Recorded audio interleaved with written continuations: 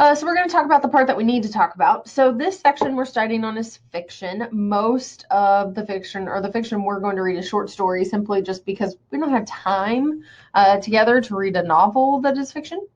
But it's imagined stories. I used to tell my junior high kids, fiction is fake, right? Nonfiction is not fake. So that's an easy way to remember it. It is the most popular type of writing out there. My students typically love the fiction section of this class. It's probably the one you're most comfortable and familiar with. So it has many genres and subgenres, things like historical, contemporary, realistic, science fiction, fantasy, adventure. All of these are types of fiction. So let me go on here. Some of the other types, things like fables, which we grew up listening to as kids, parables, like the ones Jesus uses when he teaches, legends, like Paul Bunyan and other great, folk heroes, tall tales, mythology. If you love Greek mythology, that would be a type of fiction. Satire, when we use humor to poke fun at the human condition, political issues, things like that. So if you follow something like The Onion or Babylon Bee or something like that, you've seen some satire. Initiation stories, so the main character undergoes some kind of rite of passage. This would be something like To Kill a Mockingbird. Fairy tales, of course. Thank you, Disney. Novels, right? Longer writing, very developed characters, setting and plot, so we get to know the people and the places and what's happening to them. So novel you will do on your own and then write that paper. But the one we're going to focus on mostly for this class is short story. So just a little bit about short story. It typically only has a few characters. It has a very simple setting. Typically the setting doesn't change. It usually happens all in one place. A very unified idea or effect. So it's trying to get one point across. Okay, we're not following multiple plot threads. You're following one plot thread, usually one or two main characters in one place. It typically has some kind of very vivid or dramatic moment at the end, which is what makes short stories so memorable. Just a little bit of history. They're actually pretty young. Short story is a young type of fiction writing. In 1837, Hawthorne wrote Twice Told Tales, which was a collection of short stories.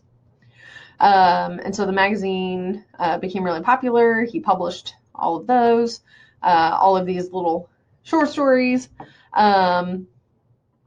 And then Poe comes along shortly after Hawthorne and starts writing, what is it that makes a short story, and writes some analysis of American literature.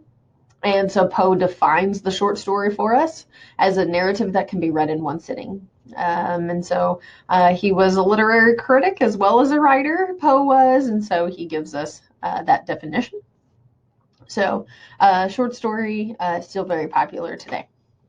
Okay, so the basic plot structure that we will follow in these stories is exposition, where we find out who, what, when, okay, who's part of our story, when is it happening, where is it taking place.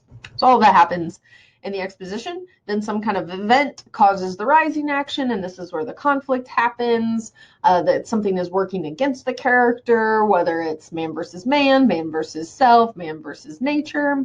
Something happens in the rising action, all these obstacles that the character has to overcome or experiences that the character has to have. And then we hit the climax. Typically, the climax comes at the very, very end of a story, because otherwise we'd quit reading if it happened in the middle of a story. So usually it comes at the very end. And then this is where the question we've been trying to answer the whole time we've been going through the rising action, whatever it is that character is trying to overcome, it's when we finally answer the question, will he or she overcome it? And we find out typically yes. And it's that moment that character has that watershed moment where we find out the answer of how is this all going to work out in the end. Okay, so even though the rising action can have really exciting parts to it, the climax is where the big question is resolved. where we find out the big answer, or the big answer to the big question we've been asking. Okay. After that, you get some falling action. So what is the fallout from this new understanding? And then what we call the denouement, conclusion, resolution. And that is, and sort of that, and they all lived happily ever after part. Okay, where we find out, how does the character move on? I will say in short story, a lot of times we hit that climax and we may have just a tiny bit of falling action, but it's very, very short. So just know that it doesn't necessarily always look like this kind of line. It may just look more like, exposition, rising action, climax, and then it just stops. Or maybe you have just a little bit of conclusion. So just, know that it doesn't always follow that line exactly. Some other plot terms to know: foreshadowing, where we hint about what's coming next. Flashback, when the character remembers details that happened in the past.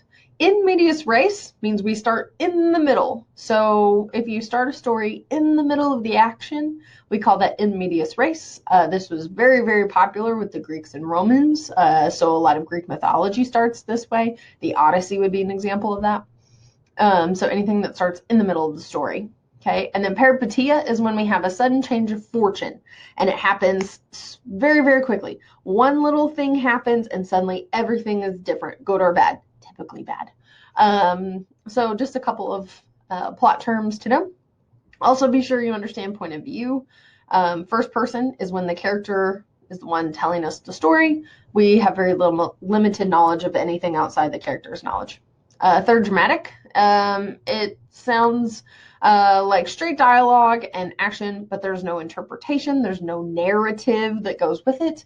Typically, this is what we have in plays. All right, so we won't see that much in short story. We will see that in drama. Okay. Third, limited, where we see into one character and we follow that one character around. But we still have some narration because we have somebody outside the character telling us, and we follow one character. And then omniscient is where we get to follow many, many characters. So, understand those terms. Make sure you're entering these on your fiction term sheet so that you're ready to go. All right, and then we will talk about character and setting next week, so we're not going to worry about that.